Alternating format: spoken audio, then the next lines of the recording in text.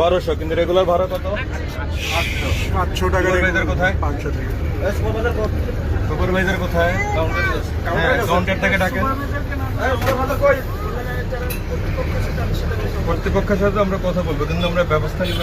আপনাদের কারো পকেটে প্রিভিয়াস কোনো টিকিট আছে প্রিন্টেড কাগজের, মানে অতীতের কোনো টিকিট আছে 800 টাকা ভাড়া, এমন কোনো টিকিট বা ডকুমেন্ট আছে?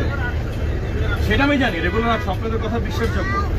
কারো মানি ব্যাগের মধ্যে আছে কিনা? আগে যে চলাফেরা করছে ওইটার মেসেজ। হ্যাঁ হ্যাঁ, কত সেখানে দেখেন তো।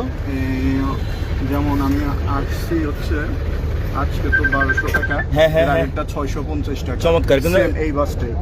স্ট্রবেরি সুপার ডটেড ও ক্লাসিক ভ্যারিয়েন্টে সেন্সেশন জাগুক শিহরণ। এই বাসটাই আপনার এর আগে লোকেশনটা মানে কোত্থেকে কোন জায়গাটাতে আচ্ছা, এটা লেখা হচ্ছে আছে। পাংশা থেকে আব্দুল্লাহপুর। Very good. এই বাসে AC 700 টাকা। গুড। এন্ড হচ্ছে 650 হচ্ছে ঢাকা থেকে আমি 9টা থেকে উঠে এই হ্যাঁ, বাসে হ্যাঁ। আসি। Okay. এটা পাংশা হিসেবে 650। আচ্ছা, আজকে সেম বাস পাংশা থেকে আব্দুল্লাহপুর 1200 টাকা। ভাড়া 1200 কেন নিয়েছেন আমাকে এটার ব্যাখ্যা দেন। এই যে আমি এখান থেকে টিকিট সেল দিলে আমার এই অ্যাকাউন্ট থেকে ভাড়া 1200 কেন নিয়েছেন? আমি তো এটাতে বলতেছি স্যার, আমার বলতে দেন।